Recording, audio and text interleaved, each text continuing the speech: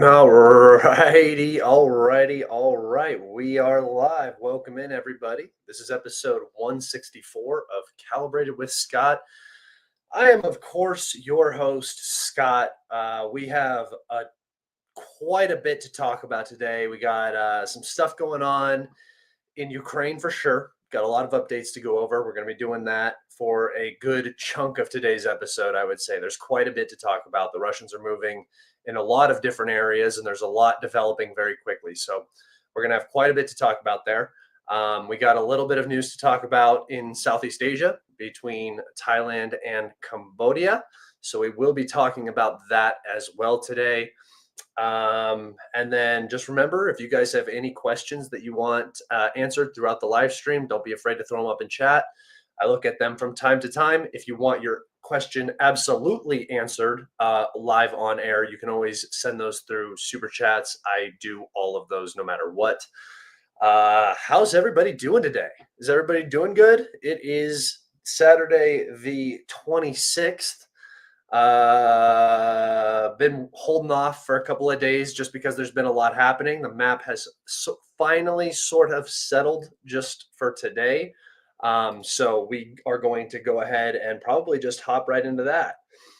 I missed your intro because of an ad. I'm sorry, guys. I have ads turned off and I insert them manually after the video is over. So I have no control over ads during the live stream. I apologize for that. I hope everybody's doing good. I know that everybody's been putting in where they're from. So hello, first off, to everybody in the chat. Welcome everybody in. The great state of Oklahoma is in the house. It's the first time I've heard it called the great state. Usually it's either, the reason why Kansas is so windy is because Oklahoma sucks and Nebraska blows. I'm pretty sure. All right, let's see. Greetings from Poland, Warsaw. Welcome in, friend. MJ007, welcome in, brother. Norway, Guardsman Jacob. Nice.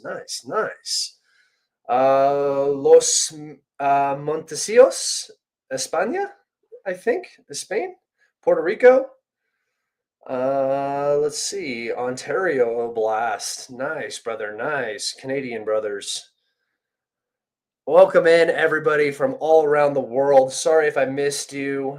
Hello from Dubai. It's 12 a.m. here. Thank you for tuning in from Dubai, brother. Thank you for everybody who tunes in late at odd times. I know I'm not where you're at, but I appreciate everybody who makes it in here, even when the schedule is crazy. Oxford, England, Moscow, Spain. Greetings from Sevastopol, Nigeria, Portugal. Nice. Norway, Finland, Subscott. What up, Adam? All right, guys, let's go ahead and get into it. I missed doing live streams. I like doing live streams. They're so fun. All right, we're going to start down here in the Zaporizhzhia direction. I'm going to make myself a little smaller so you guys can see. We are looking, like I said, at the Zaporizhzhia region, moving down along the bank, I guess you could call it. Remember, if you zoom out, you can see that this is pretty much just a open field now, where what used to be the Dnieper reservoir here. I can't remember what it was actually called. The reservoir itself. Is it the Ernagodar reservoir or the Novokharkovka reservoir? I can't remember. Anyway, it is dry. So this is the old bank of the reservoir where the Russians are moving. They have advanced out of the village of Kupiansk, and we have actually seen quite a bit of advancement here. Most recently, the Russians crossed this little water line, which again is no longer really a water line, and captured the majority of the village of Kupiansk. Since then, since our last live stream, Russian forces have advanced out. They have made it to this educational facility, university. I don't know what exactly you would call it. Looks like dormitories. And it's a school. So they have advanced up into this school area, as well as advanced up to this little reservoir area right here, which again is likely empty of water.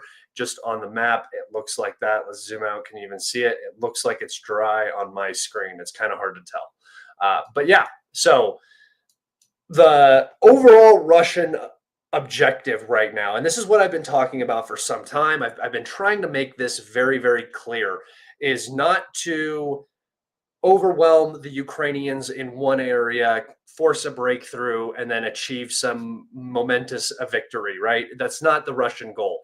The Russian goal is to apply pressure to every single area on the map and force the Ukrainians, who are currently suffering from equipment shortages, ammunition shortages, but most importantly, manpower shortages. The Ukrainians do not have the available manpower to respond to the superior Russian manpower forces in this region. And in doing so, the Russians have begun pushing in the Zaporizhzhia region, an area where we have not seen any movement at all, basically, since 2022, you could say, other than the Ukrainian counteroffensive towards Robotny. But other than that, not a ton of movement in the Zaporizhzhia region. A few advances here and there, but nothing significant, nothing major. But remember, what I had talked about was the Russians are going to push everywhere across the board. And specifically, I told you that the focus on the villages of Vuhledar here with the road access and the village of Chernihiv was going to be very, very instrumental in this summer, what now looks like a fall offensive. So some of the other areas that we are going to look at are really starting to take off, and I can see the Russians putting more focus onto those areas because the Ukrainians are just so weak there. These areas have not seen a ton of Russian pressure yet, but again, I do fully expect that these areas will be pressured in the same way that we are seeing some localities in the east, as well as over here along the bank of the former reservoir. So again, this is not a overly major advance. This does not put the Ukrainians into a significantly worse position here. However, the Russians are slowly making their way up to the city of Zaporizhzhia, and once they reach this sort of water barrier right here, the Konka River, once they reach that and force the Ukrainians behind that, they will be in barrel artillery range of Zaporizhzhia. Barrel artillery will be able to move up into this region and then fire onto Zaporizhzhia itself. That is going to, again, put more pressure on the Ukrainians. This is not necessarily a push for the city of Zaporizhzhia, just like we saw it in Kharkov and just like we saw in the Sumy region. These are not pushes for the cities themselves. That would take tens of thousands, if not hundreds of thousands of men right now. It's not practical. It doesn't make sense. It doesn't, that's not what the goals are. And you'll hear a lot of people talking about how the Russian Sumy offensive has failed, or the Russian Kharkov offensive has failed, when they're doing exactly what they're supposed to do. And in fact, I'll come up to the Sumy region right now and we can talk about what's happening in the Sumy region. So Ukrainian forces have responded. They seem to have stabilized the line here over the last couple of weeks in between the villages of Skadki and the villages of Kindorivka. This is almost exactly where I had predicted the line was going to stop, as this runs along the high ground. So, right here. You can see that this is almost exactly what I had predicted. And this is just the high ground. I just basically outlined the high ground. So the tactical situation, the real situation on the ground might not allow for the map to take shape exactly how I had, drawn it, just because the Ukrainians might be able to hold this area tooth and nail, and it's just not worth it for the Russians to push down there, right? Or perhaps the Ukrainians are just fighting tooth and nail and the Russians aren't able to push it down there. That is also a distinct possibility. However, what we are seeing is, as you can see here, the village of Kindorivka has been partially, potentially fully recaptured. It's a lot of gray zone by Ukrainian forces. Now, this is very important for a number of reasons. Number one, this is the only Ukrainian advance we have for this entire period of time. So this has been the only successful area that the Ukrainians have found to counterattack in. And as you can see, it is not a significant area at all, other than the Russians are being stalled and not pushing in towards the city of Sumy. Like I said, just like Zaporizhzhia, just like Kharkov, when you enter into this region and you start creating this buffer zone, all this does is puts pressure onto these cities that were not here previously, right? So the Ukrainians are now forced to send manpower into Sumy. They are now forced to send manpower into Kharkov, and they are forced to send manpower down to Zaporizhzhia to hold these areas. But these are not the primary focuses of the Russian offensive. I mean, that's been openly stated by the Russians. This is no secret. The openly stated goals of the Russians are currently to liberate, however you want to put it, the four annexed regions, potentially more based off of what happens. So that would be the east of the country, where we are seeing a bunch of movement. And the reason why we're seeing so much movement in the east is because the Ukrainians are being pulled and stretched and torn, and they have no ability to respond the way that they need to.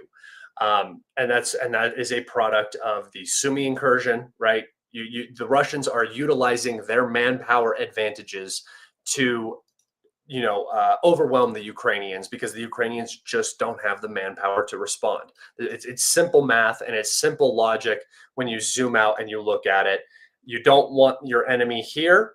You want your enemy fighting up here in the Sumy region over nothing, here in the Kharkov region over nothing, and down here in Zaporizhzhia basically over nothing, right? Instead of the defensive lines in the east that your army is trying to get through. It makes sense. You just have to understand the analytics of the battle right now and where Ukraine stands. I just made a post talking about how we could potentially be seeing a push into the Chernihiv region up here from the north. They could use, I'm sorry, let me zoom out here. The Chernihiv region here from the north, they can use I guess it would be the Chernihiv Sumy region right here, because the Sumy border runs down this way. But I'll take you over to the topographical map. There is one high ground right here that runs along the Russian border, the villages of Kursk. And I'm not even going to try it, but there is a village up here. I'll try it. Zhelezhnorsk. Anyway, these areas are large enough to support Russian offensives. They're connected to roads into this region. And then up here to the north, you have the village of Klinitsy, which is also has a couple railway stations, is large enough and has road connections into this area to support an offensive into the Chernihiv region. And again, you're not expecting the Russians to push to the city of Chernihiv, right? They talked about creating a security zone along their entire border. This is an openly stated plan, so it's not ridiculous that the Russians would do this. And it just makes sense if the Russians are enjoying such a vast manpower advantage. Again, having the Ukrainians fight up here in Chernihiv is a lot better than having them fight over here in the east. And they're losing in the east already. So another hot zone, another fire to put out, I believe, is exactly what the Russians need to really just rip open the entire front right now, whether that be in the Chernihiv region, in Zaporizhzhia, in Sumy, in Kharkov, in the east. It has to happen somewhere, right? And that's the point we're getting to. We are getting to that point where the rip is going to happen, and the Ukrainians will not be able to stabilize. There will be no recovery, and it will just be a snowball. The snowball is already happening. It's already gaining speed. It's already gaining momentum. It's already unstoppable at this point, but it can get so much worse in such a short period of time if it gets out of control. All right.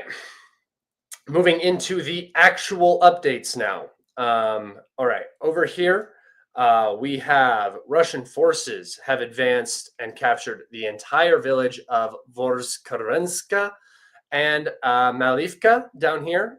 This is the village. This is one of the first villages in the Dnipropetrovsk region that has been fully captured by the Russians. So the Russians are now they have a settlement captured in the Dnipropetrovsk region. I think that is sort of an important marker, right? This is the new oblast. First village has been captured, and the Russians are now past the large defensive fortification here and should be quite easy to push out into this area now. It is very disconnected. It is loosely held together, and the Ukrainians do not have the manpower to support such a wide and open front that is not interconnected with defensive lines and cities and so on. The village of Proziana up here is the next major goal of the Russians. If this is captured, they will control basically this entire section of the front. All right, moving up to the Vuhledar River line. Russian forces have now almost gained full control over the entire southern bank of the Vuhledar River in the Donetsk region.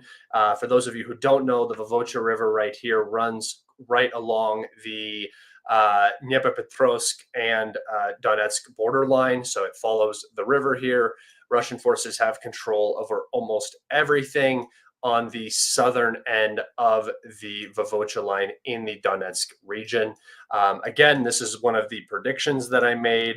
I'll throw it up here. You can see that only the village of Andrivka, Klitsove, and Alexanderhad are the only two remaining villages in this area that still need to be captured.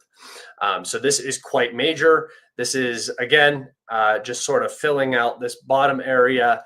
More important than this will be if the Russians are able to cross and get into Novopavlivka. Remember, gaining access to this roadway right here would be crucial and very beneficial to the Russian position, very detrimental to the Ukrainian position in the region.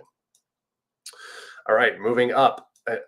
Just north of Oleksivka, Russian forces have just sort of closed this little gap, again, have pushed into the Dnipropetrovsk region. Most of the fighting now in southern Donetsk is slowly transitioning into the Dnipropetrovsk region. All right. Moving up to the big bad city of Pokrovsk, and one of our main topics of today, we have a pretty sizable breakthrough on the northern section, or the northern flank, the northeastern flank of the Pokrovsk encirclement. Remember, it is an encirclement because the Russians have access, fire control over the E50 that runs into the city.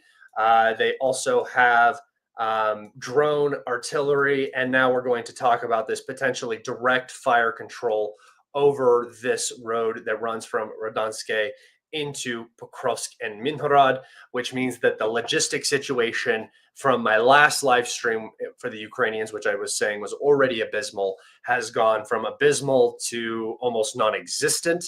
And we can see the effects of that starting. Remember, what I had specifically told you guys was that the bottoms of these fire bags that the Russians create tend to be the first place that rips.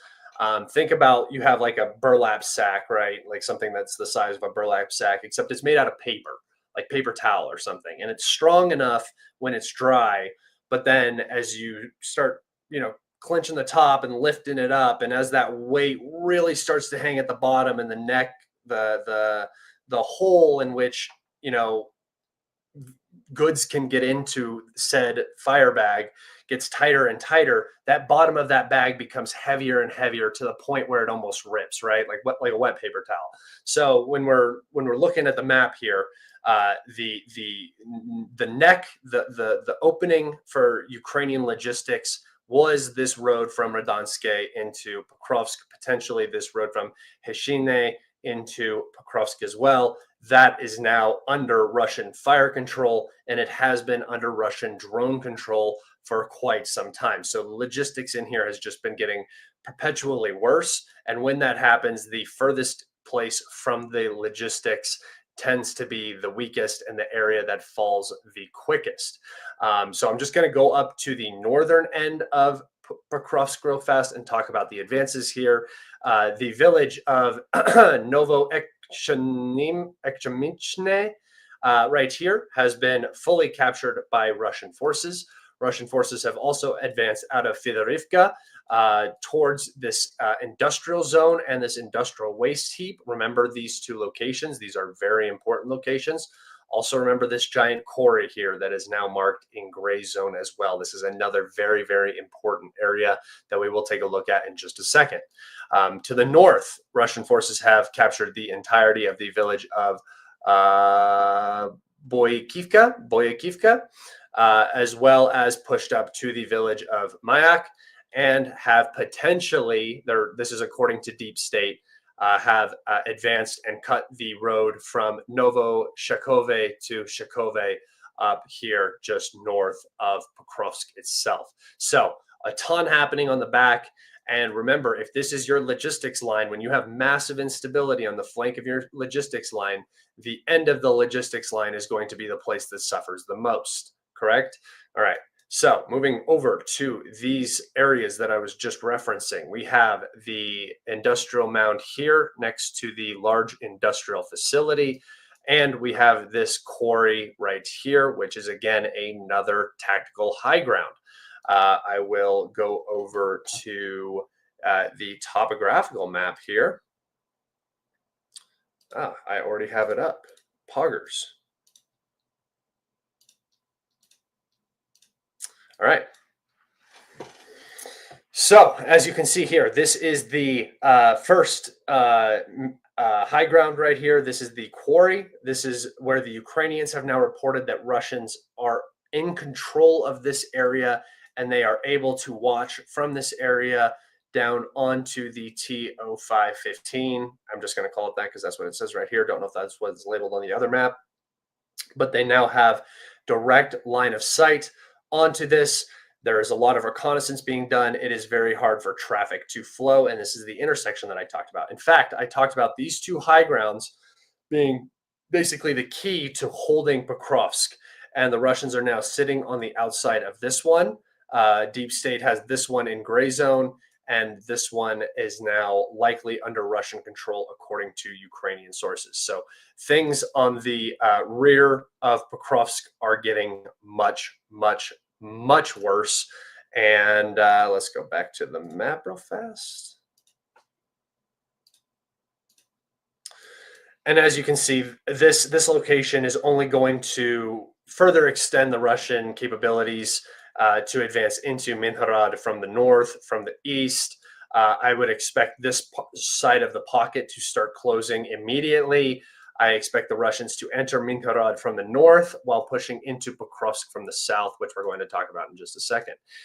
Here to the south of Minharad, Russian forces have advanced through these fields here and are now directly poised on the southern end of the city of Minharad, or Minharad.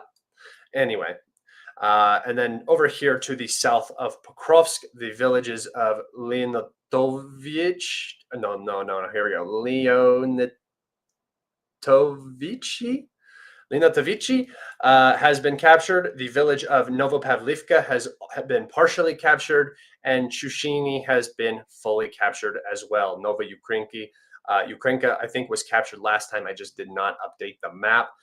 But as you can see, the entire southern flank of Pokrovsk now is beginning to fold. I know, LOL, good try. Guys, listen, there's plenty of names of villages that I'm not going to be able to know. God forbid something starts happening in Thailand and Cambodia. You guys are going to be on for a ride. Absolutely fake. Even Syriac doesn't show it. Yeah, because Syriac is 3 to 4 days behind the front line regularly. The guy is extremely busy and I'm pretty sure, lives in the Middle East and has trouble with internet connection and stuff like that. So, yeah, while Syriac is an accurate map, it is not the most up-to-date map.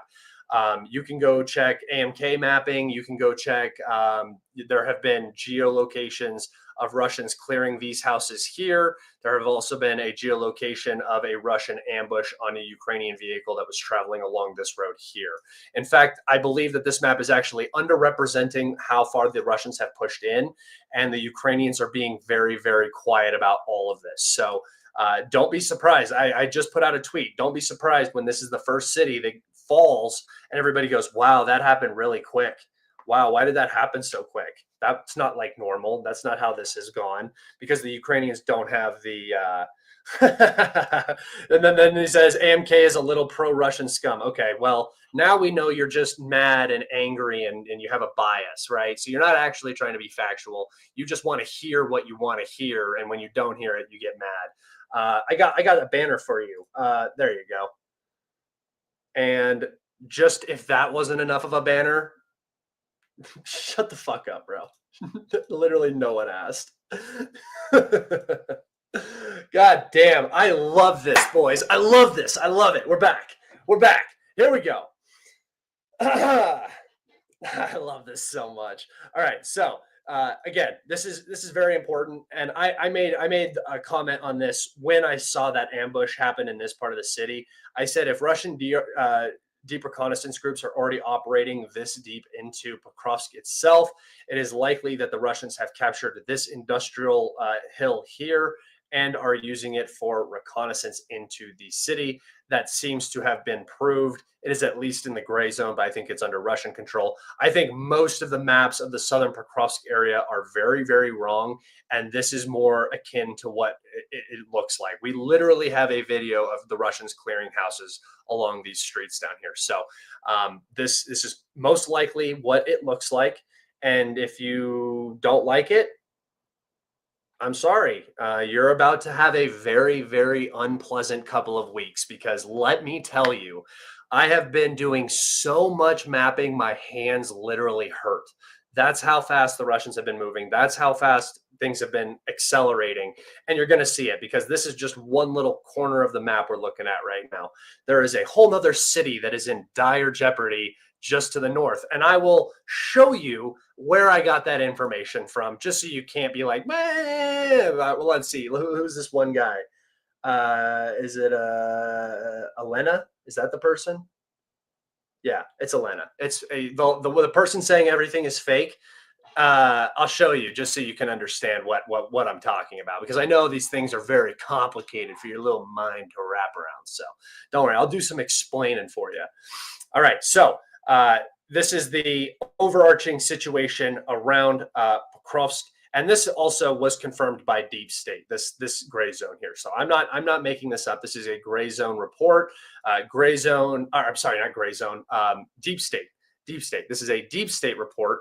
Deep State Ukraine maps. They reported on this. They also reported how the manpower situation in the Pokrovsk area is absolutely atrocious, and they are hurting very bad. Based on what? No geolocation, no nothing. Okay, well, if you don't know what geolocations we're talking about, then don't worry about it. You should just go make your own map. That's what it's crazy. You're wasting your time in my chat telling me that I'm wrong when you could just go make your own map and do your own live streams. But you won't because you can't, and you're dumb. All right, so moving over to I would say the Kostantinivka front, more or less. In between both, the Russians are going to continue pushing along this set of reservoirs here. They want to make it to this road right here, where they can then begin pushing on the backside of Druzhkivka, put immense pressure on the Kostantinivka conglomerate here. That should be the goal. We will go over and look at actually, we can just go over and look at the topographical map right now. Why am I hiding it when we're so spoiled to have it at our fingertips all the time? Let's see. Pokrovsk right here. Okay.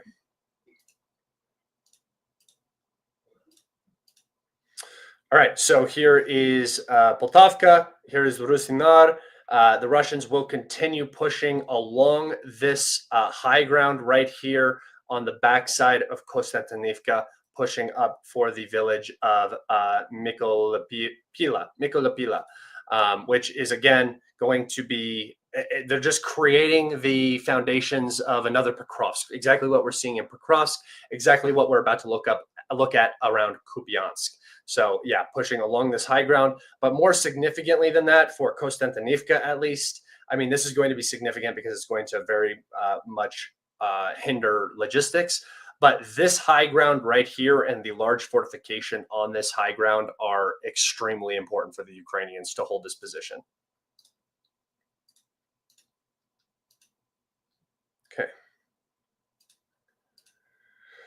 Back to the map. This is the high ground that I'm talking about right here. This is the very, very important place for the Ukrainians to hold. This is the most significant high ground, I think, now that exists along the front lines for the Ukrainians. If this falls, Konstantinivka is going to be in very, very bad shape.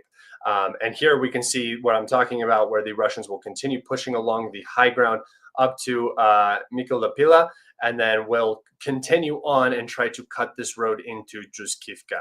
If they gain access to that, I mean, it's really just a toss up how the Russians end up advancing at this point, because the Ukrainians are breaking down in areas where we wouldn't expect them to break down. Like, you wouldn't have expected a Russian breakthrough to come on this flank of Pokrovsk. Like, this is such a far distance from a Russian logistics location. It's just not the area you would expect a breakthrough to happen necessarily, because the Ukrainians would be putting a lot of onus on holding it.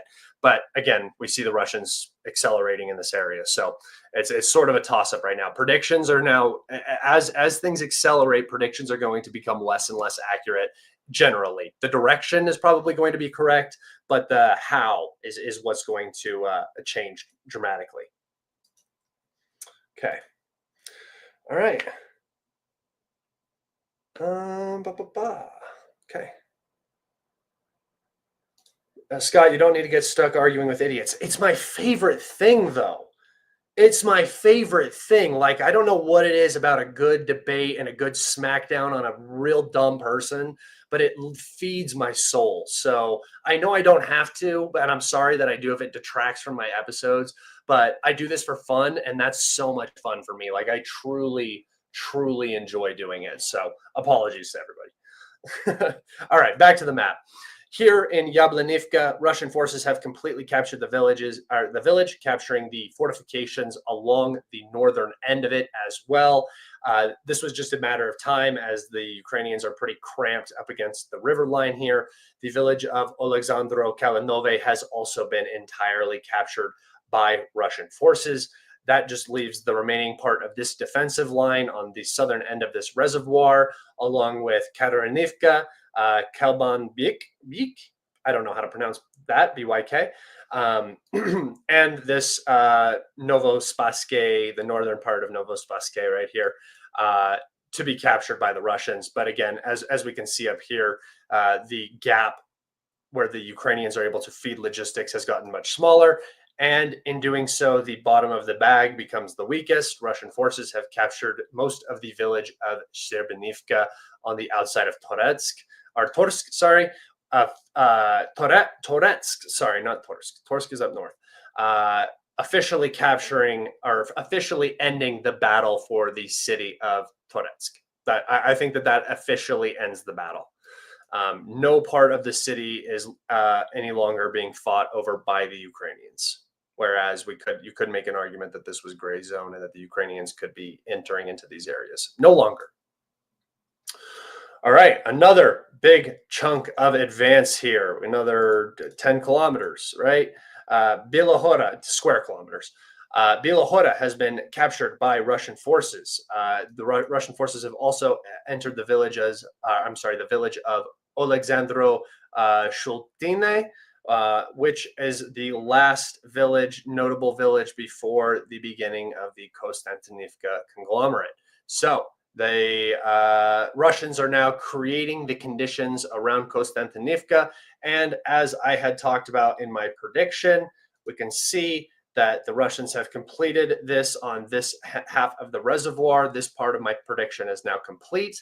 The Russians will continue to push out, closing out on these villages. They've already passed the region I marked near Bilohora, and then they just need to close the pocket south of Stepochki, which will give them the entire high ground all around Konstantinivka. And I'm going to take us back over to the topographical map just so you guys can see sort of how bad the situation is topographically for the Ukrainians in this region.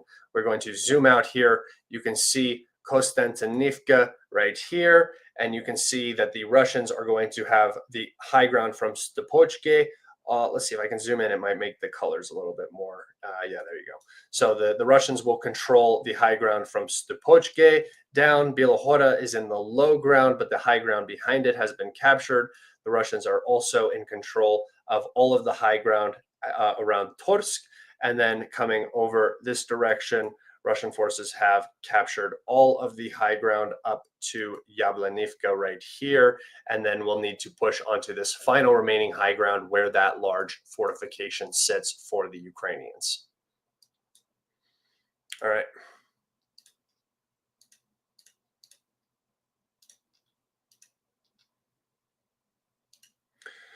All right, moving up in the Chasiv Yar area, this pocket just closed north of Stopochke, nothing major, no more major advances in Chasiv Yar. The Ukrainians are still doing a fairly decent job of holding the area.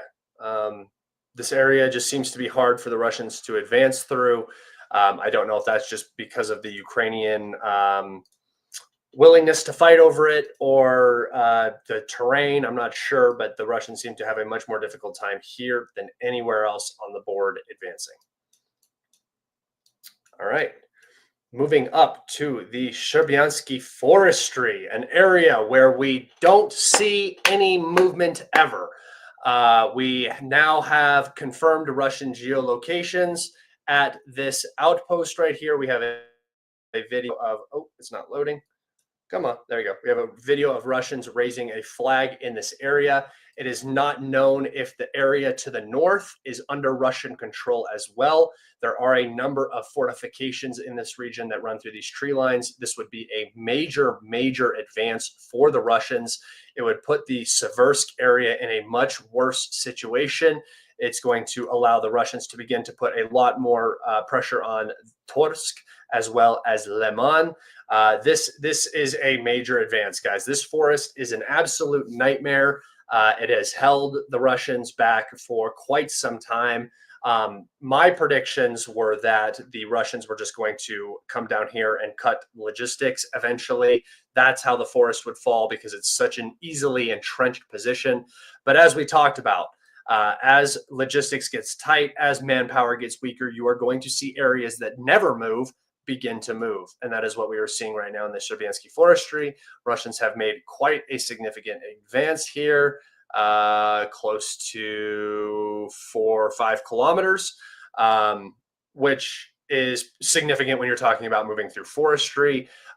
It is likely that the area to the north of this will be captured by the Russians. It is also likely that the area to the south of this will be captured by the Russians. However, there are just some water barriers, so we don't know how the map looks exactly, but this would be a major advance. And if the Russians can get a lot of pressure on the northern flank of Siversk, that is going to open up potential for a push on Siversk itself. Once Siversk is captured, remember the Russians have the high ground that looks down on Konstantin or on Kramatorsk and Slavyansk. So it is very important.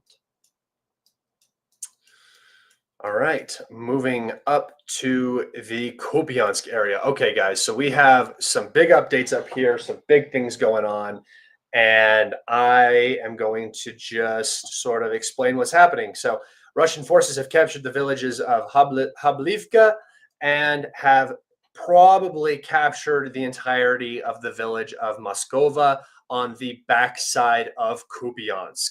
Now, this is an absolute nightmare, guys. This is very bad for the Ukrainians. And you know my position. I've been talking about how I think the Ukrainians should have pulled out from this area quite some time ago, set up a very strong defensive line along the Oskil River, and prevented this entire bridgehead crossing here from developing, because this bridgehead is so much more detrimental to the Ukrainians than just losing this little chunk of land. But the Ukrainian inability to retreat from anywhere has again created a nasty pocket that, if this gets out of hand on the backside, will be cut off from supply, and we will see a rout out of this area. So this advance is quite significant here to the north of Kupiansk, but this breakthrough to the backside, where they could potentially cut off logistics into the city itself, is catastrophic. There's not really many other ways you can explain it.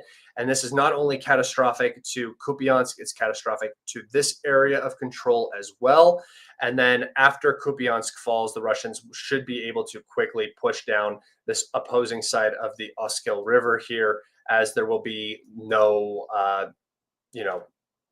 conflict from the other side of the river, so that they'll be able to just push down, cross at multiple areas, and then put an extreme amount of pressure on Borova. I thought that this was going to happen much earlier, but the Russians have just been waiting and been very patient. I thought the Oskil push was going to happen this winter. I thought that this was a much more likely scenario this winter, not next winter, previous winter, 2024, 2025 winter. But that didn't end up happening. So we did see the push across the Oskil River during that time, however. So this is horrible. This is probably like one of the worst things happening on the map right now. Pokrovsk is really bad, but Pokrovsk is at least being talked about and is at least being, it seems like it's trying to be managed. I don't see the management in the Kupiansk area. This is going to get very, very bad very, very quickly. And by the way, Elena, just so you know, just so the one little complainer in here that is calling me a Nazi liar, I'll just show you my source. I'll just pop this up right here. Okay, and I'm pretty sure we can turn this into Ukrainian because this is a Ukrainian map, right? So here's the breakthrough behind Pokrovsk that I was talking about. You can see that they have a similar mapping to me because the maps are the same. And you can see even down here, they're already beginning to show that the Russians are in the southern end of Pokrovsk. They won't admit to this until later on because they never admit to what is happening when it's happening. We know that. But you can see that my map is in line with Deep State almost exactly, besides this little stretch of houses right here. And coming up to Kupiansk in particular, we can see that my information comes from Deep State's map itself. So you can get upset about all the Nazi mapping, but you know that it's Ukrainian Nazis that are mapping it, right? It's not some fake Russian American Nazi or whatever you think is happening here. This is Deep State. Deep State openly admitting that the Russians not only have captured this entire area. I don't know what this is. You can see how their map is not always the most accurate because they like to cope. This area is under Russian control. The Russians are not cut off somehow inside of this village, but then also pushing down here. The map almost makes no sense. But when you go back and look at my map and you just get rid of the cope side of it, boom, you can see exactly what's happening. And this map is almost the exact same as Deep State's, other than I don't give the Ukrainians some weird pocket here that doesn't exist. So if you were wondering where I got some of my information from, it's from the sources that you should trust. But that's okay. That's whatever. And then the only other advance, the only Ukrainian advance is right here out of Kinderivka. All right. I'm actually going to go over to my Twitter and show you guys the post I made about the Chernihiv region, just so I can show you what exactly I'm referring to, and then we will move on to some Thailand talk or something else. We got some other conversations to have here shortly. So, how long ago did I post it? No, it wasn't this long ago. Sorry, boys. Forgot where I posted it. Aha. Okay.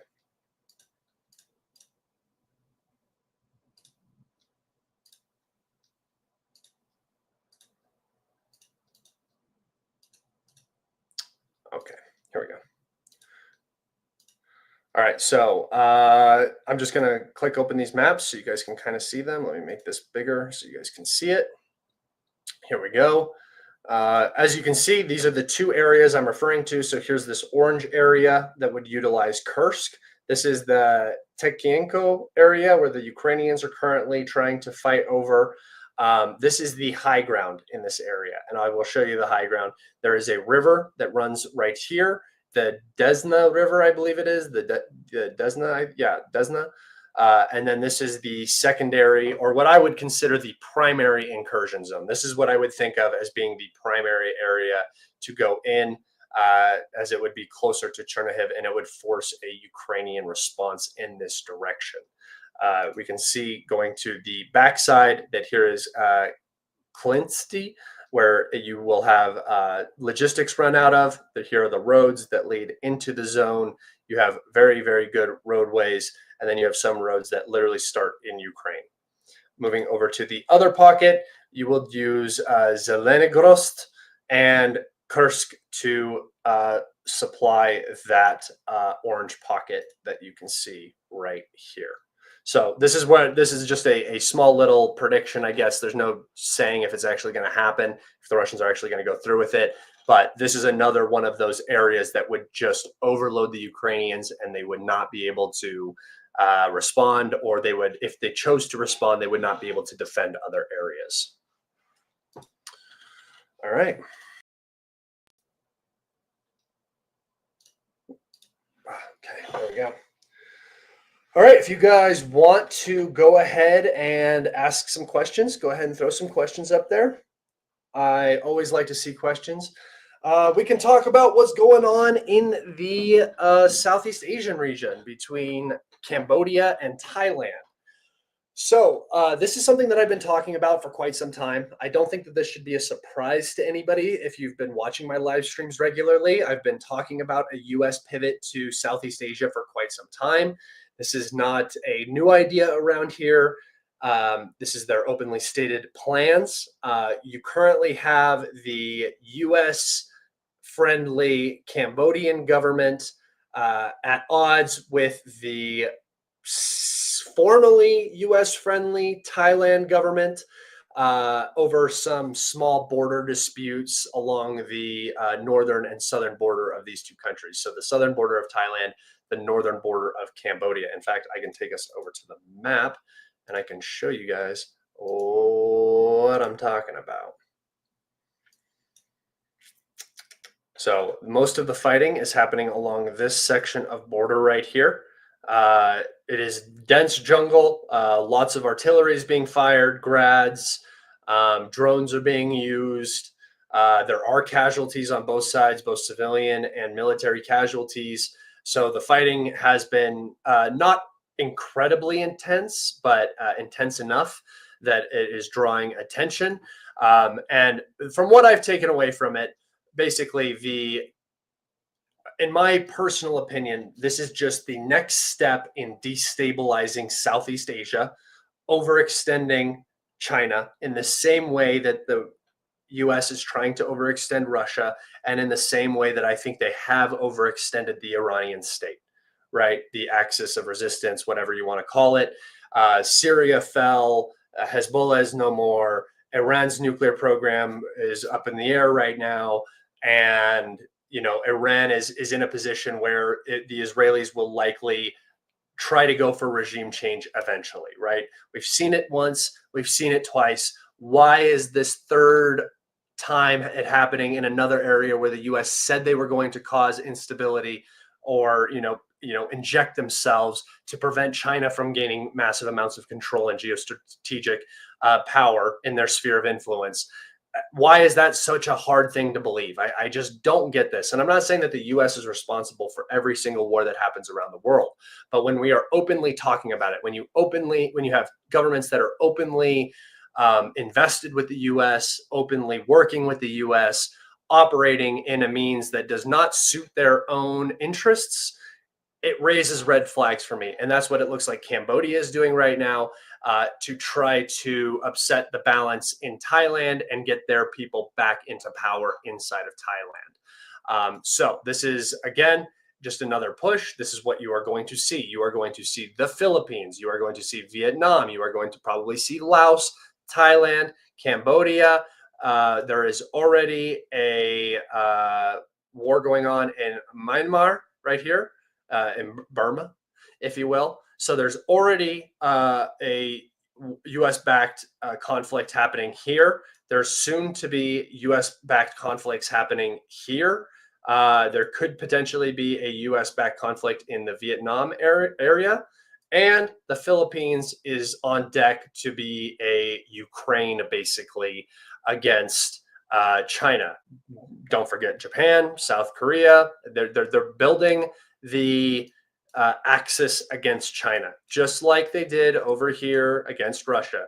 You have the Baltics. That was the first step. Finland ended up joining. Ukraine was on the docket. It did get turned, but it didn't get fully absorbed before the Russians acted, right? We saw the same thing with Georgia in 2008, attacking Russia against their own interests. Why'd they do it? Obviously. We're seeing the same thing in Armenia, Azerbaijan. There's going to be problems in the Caucasus once again. And we will likely see some attempt to cause instability in Kazakhstan as well. So this is just the goal. Overextending Russia, overextending China, overextending Iran, pulling these countries apart piece by piece because they don't have an organized plan against the US, against the hegemony, whereas the hegemony has an organized plan against them, right? You have one side going for the throat and you have the other side trying to survive, trying to deal, trying to trade, trying to be a normal country. That it's like two different mindsets, in my opinion. Now, I don't think that's going to last. It's probably not even what's happening right now. But I would say from 2000 and I would say 1991 until 2012, that was pretty much the situation. And these places were being weakened and harassed and just instability caused on their borders to keep them in a manageable position for the United States, for the hegemony. So I do believe that is what's happening in Southeast Asia. These land disputes have been here for some amount of time. Now, all of a sudden, it's getting sparked up because the U.S.-backed Thailand government is being sort of ousted and removed. So this is just classic U.S. foreign policy. This is just classic U.S. meddling in foreign affairs, and particularly causing instability along China's border is very beneficial for the U.S., right? Vietnam 2 electric boogaloo. Probably not. Just, again, more general instability. Kazakhstan? That's how you say it, right? I've been saying it wrong my entire life. That's not how you say it. Hold on. Kazakhstan. Yeah, that's how you say it. Let's see. I got another question. Who has suffered more casualties in RU versus Ukraine? That's a good question, man. I don't think it particularly matters if they're neck and neck. Like, I don't think that the Russians have an exceedingly high amount of casualties compared to the Ukrainians. So either the Ukrainians have more or they're very close. But when you're looking at population size, the Russian casualties are so insignificant compared to the Ukrainian casualties. And you can just tell by the health of their armies. So in terms of who's suffered more casualties, it's hard to say. It's hard for me to say that the Russians haven't suffered more casualties just because they've been on the offensive more. But that doesn't necessarily mean dead. That just means total injuries and everything overall. I think there's also more Russians in Ukraine. But I don't know because the Ukrainian army looks incredibly weak and it looks like they've lost a couple 100,000 men at least. And I know what the Russians have lost-ish. Right? Mediazona says 119,000 confirmed obituaries for 4 years of fighting. So let's just say 150,000 for the Russians. I would think that the Ukrainians probably have twice that at least based off of how their army is currently performing and how their army has performed up until this point. But I don't know. That's just a shot in the dark. And they keep all those numbers close to the chest. Oh, that is total nonsense. Russia isn't even... Oh, he's talking to somebody else. Never mind.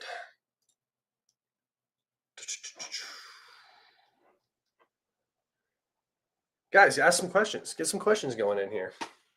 I have not much more to talk about. Same shit's happening in Israel that's always been happening. Gazans are starving to death. International pressure is getting very, very high. on the Benjamin Netanyahu government to let food in because they're letting food in, but then shooting at the people that go and get the food. They've killed like 59 people, 69 people in these different events. So, 25 people die when they're trying to get food. 10 people die when they're trying to get food. They have these mass casualty events that keep happening around these food aid centers because it's like a mousetrap, basically.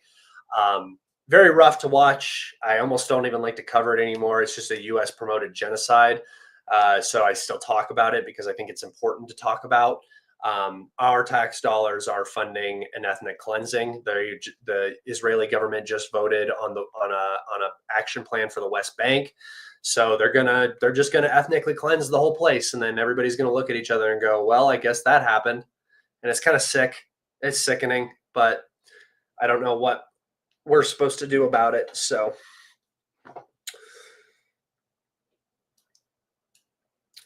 Question. Did you hear about Russia attacking U.S. bases in southern Syria? No, I have not heard that. I think that would be very, very big news. Do you think we will all expire soon due to nuclear holocaust? I don't think so. I think that there are very, very rich, powerful people in very, very powerful places, and the idea of not making money is criminal to them. So it's hard to make money after the end of the world. And yeah, I have a feeling that it won't get to that place just because nobody is ever going to be able to, or is ever going to be willing to risk it, right? Somebody has to risk it to get to that point, and I don't think it'll happen.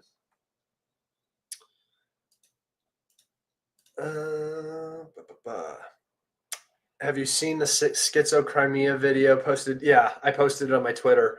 Here, I'll bring it up just so everybody can see it.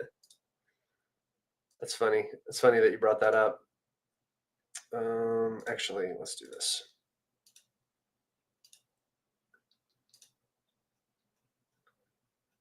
Yeah, here we go. Here we go. Guys, and you know what's so sad is I would never get this many views ever on anything that I ever did. Look at this. All you got to do is just pretend like things are kind of okay. This is all you got to do. How pathetic is this shit? Hidden reason Ukraine is confident about recapturing Crimea. Are you fucking kidding me, dude? It's 2025. This failed in 2023. How are we still having this conversation? 456,000 views on that video. My God. My God, what has the world come to? So, yeah, that's sort of what's going on over there. Yeah, that guy probably just made like a couple $1,000s off of that video with that number of views, and it's just all fake. It's so easy to be a Ukraine grifter, even when things are so bad. The ignorance and uneducated base that supports Ukraine is so easy to manipulate and lie to. If I was truly a grifter, it would just be so easy to be a pro-Ukrainian grifter. This Z grifting shit that everybody accuses me of sucks. It's not fun. All I have to do is be like, oh, arrows to Crimea, and everybody be like, I'll watch your video. Instead, I just sit here in front of a couple thousand people and make fun of people all day. Question, are neutron bombs safe? Not if you're organic cell-based life. No. It's because YouTube pumps those videos in the algorithm. I'm just going to keep talking about Israel and watch how high I go, guys. I'm going to the moon. Thanks for the video and thanks for bringing the truth. I try my best, brother. I appreciate you being in here.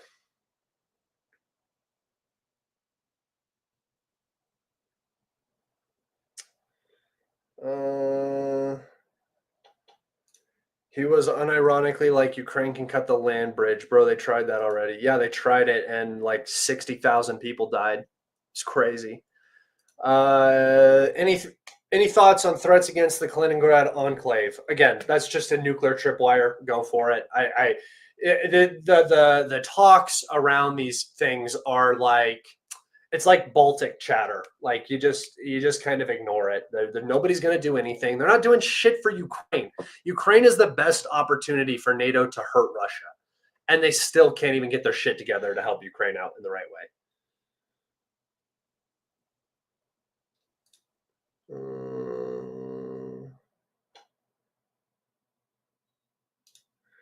Could Trump send tomahawks into Ukraine at some point when he gets particularly angry at the Russians for not meeting his demands? He can do whatever he wants. I don't think that tomahawks are really going to operate very well. Usually they're ship launched just for the most part. I know that there's like they had that four-wheeler that had like a tomahawk launcher on the back, and I know that there's means to fire them from the ground. But the U.S. just doesn't. I mean, we can't even provide interceptors right now to Ukraine for their Patriots and stuff, and we just canceled Swedish orders for new Patriots that were supposed to be delivered at the end of 2025, 2026. Those are now going to Ukraine apparently. So yeah, no, he can give stuff, sure, but in terms of its battlefield effectiveness and how far it goes, I don't think it makes any difference at all.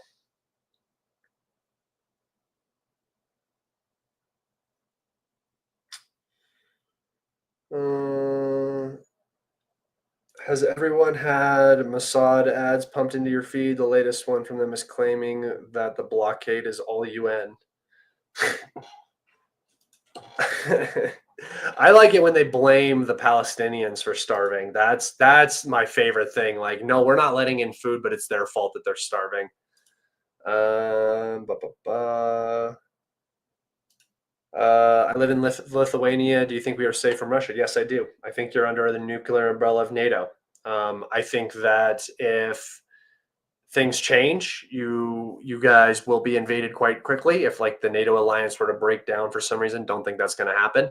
But if it were, you could see an operation happen into Lithuania. But I don't even think it would be necessary. Like this is why I say you're safe, is because I think that the political and economic pressure that Russia could put on Lithuania, Latvia, and Estonia without NATO backing and full NATO support would be enough to just take them over. They would just become puppets. It would be easy to install. It would be easy to assassinate people or threaten people, get people out of positions. Everything doesn't have to be a kinetic war. And even if it was, you guys are so tiny that you would still probably be safe. You've seen how the Russians have handled themselves against the Ukrainians in terms of civilian casualties. That special military operation is going to be much smaller and different than the Ukraine ones. So if it ever were to happen, I'm not saying it's going to. Like I said, if you're under the nuclear umbrella of NATO, nothing's going to happen. Russia doesn't even talk about taking those places back, really. So they don't have any cultural connection. There's not a super like. It's not on their priority list.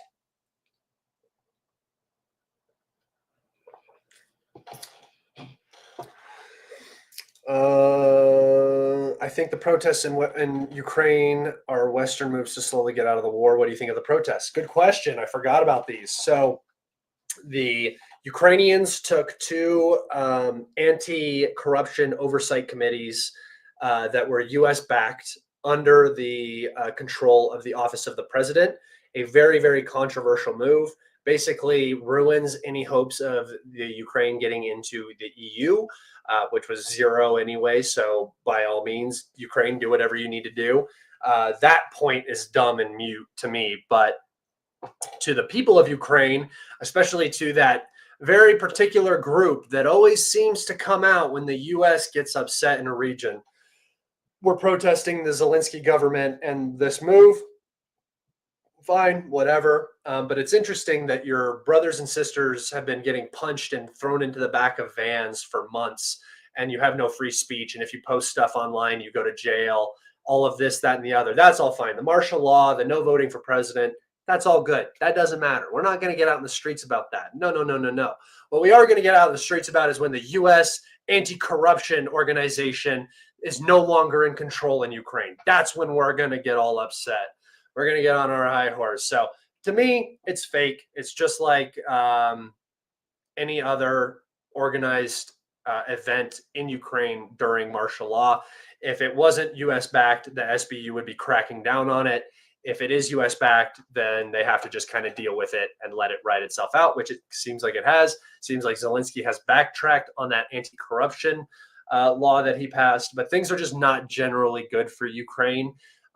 So yeah, I do think that the protests, I don't think it's a move to get the West out. I think that the West is committed. They have had chances to leave. They can leave whenever they want. That's their choice. They don't want to leave. This is beneficial. This is beneficial. Keep Russia distracted. Russia is a monster now. You kidding me? The Russian military is an absolute unit.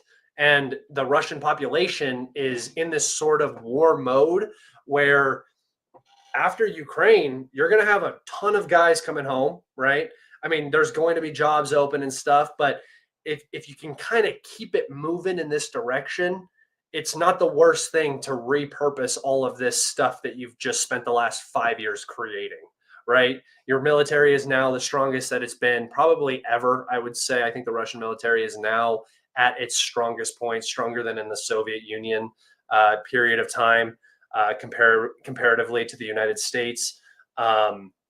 I think that the Russians are poised to do significant damage wherever they go next.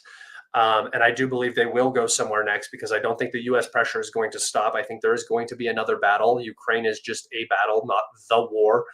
And I think that all of the protests that you're seeing are sponsored. So if the U.S. doesn't want to get out and there's sponsored protests against the current regime, what do you think the goal is, right? And the goal might be get somebody in who will negotiate an actual ceasefire so that the U.S. can pull out, but really just continue to arm Ukraine and use the ceasefire as a ploy, just like they did in 2015, just like they did in 2016, just like they did in Lebanon, just like they did in Gaza, just like they did in Iran, just like you're going to watch them do in Southeast Asia time and time and time and time again.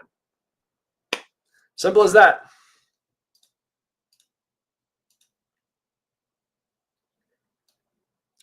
All right. In the 21st century, in the 12th century, the Germans brutalized the Lithuanians and many fled to what is now Russia. Russia has about 30% Baltic DNA. Russia.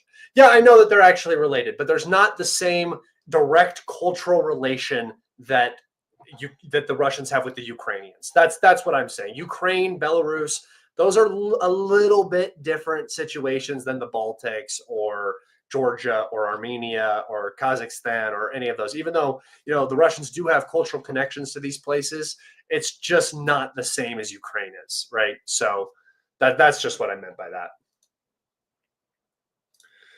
The U.S. doesn't have a demand problem for its weapons. It's already behind 20 billion arms deliveries promised to Taiwan. Yes, the U.S. does. I don't know. That question is a little confusing, but yes, the U.S. does have a weapons procurement problem. We can't produce anything. Our industry is an absolute shit show. It produces the most expensive crap on the planet, which is great. It's great expensive crap, but it doesn't really translate into endurance battles like we're seeing in Ukraine, or like even we saw with Iran. We saw how fast the U.S. came up against the crook, like the bottleneck for the U.S. interceptors for air defense. They're so expensive. The ballistic missiles they're shooting down are usually less expensive than the interceptors that are targeting them. And 12 days was enough to get the U.S. to basically say, okay, we need to stop because Israel is getting to a point where they're not going to be able to defend themselves from these attacks. This is a mute point. I don't think that matters. I don't think that the U.S. is going to give Ukraine any nuclear weapons. So I don't think that is even a consideration. They said the same thing about ATACMS because they're potentially nuclear capable. But no, I don't think that's a realistic position. I don't think the Russians hold that position. I don't think they would consider that a nuclear attack. I don't think they would consider it a first strike, and especially if it came out of Ukraine, I don't think so. After Pokrovsk, what's next? So I don't think it's going to be. I don't know if you mean behind Pokrovsk.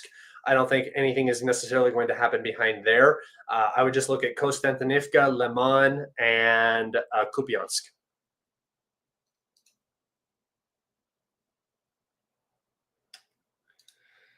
Do you think that Taiwan can escape the Ukrainian? Oh, okay, so I think this is a major misconception. Taiwan is not going to be a Ukraine. There is no.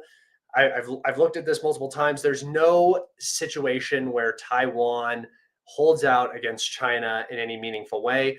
For starters, I think it's over 50% now of the Taiwanese population actually supports reunification with China. So really, Taiwan is just sort of a waiting game. You're trying to exercise the U.S. influence, get your own people in there, take it over without a battle. Taiwan is really a tripwire. So if there's ever a battle, it will be a very quick battle, but it will give the U.S. all of the reason to be like, well, look what just happened to Taiwan. Even though Taiwan is China, next is going to be South Korea. Next is going to be the Philippines. Next is going to be Cambodia or Thailand or Vietnam or whatever. It's the same excuse, right? As soon as the Russians went in, into Crimea, or as soon as the Russians went into Georgia, it was like, oh, look at what they're doing. Look at what they're doing on their border. Why are they dealing with conflict on their border? How could they do this? So, yeah, I don't think Taiwan is Ukraine in this scenario. I think Taiwan is more of like a Georgia in this scenario, really. The small nation where the problem already exists for China, and the U.S. is just trying to exacerbate that. Same thing's happening in Thailand and Cambodia. Same thing's going to happen in the Philippines. Just get ready. Just watch. Just remember these words. It's the exact same thing is going to happen, and I'm going to be sitting on here in a year talking about how I brought this up. I was talking about how the U.S. was about to create massive amounts of instability in Southeast Asia and try to use that against China. And my real prediction is that within the next half decade, China will be in a war, much like Russia is in a war with Ukraine, with one of its neighbors on its border at the behest of the United States. Well, China, not China at the behest of the United States, but that other nation as a proxy. And I think it's going to be the Philippines.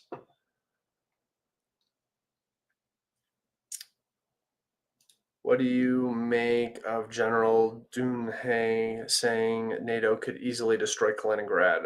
Yeah, no, that's just like Baltic chip chat. That's not even real talk. They can go ahead and do it, and then the world ends. There's nuclear weapons there. Like what you can't just like let that fall. Like that doesn't even make sense. Like go ahead, try to destroy it.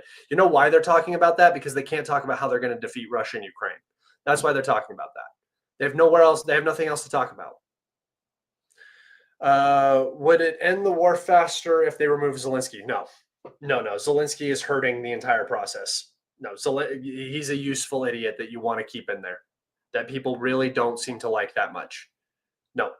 Removing Zelensky and putting somebody in there who's actually a proper yes man, who's going to do everything that the U.S. says and has no actual affinity for themselves or whatever. If you get the wrong person in there from the Russian perspective, the wrong person is much worse than Zelensky.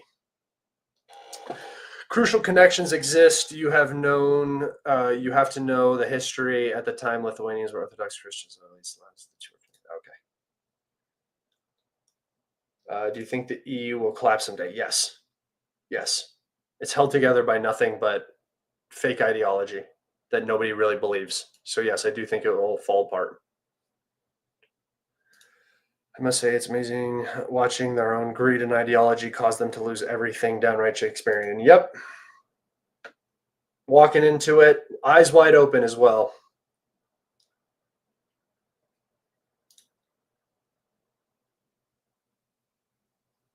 The U.S. is currently modifying and upgrading Abrams tanks. Well, we need a new tank anyway, so.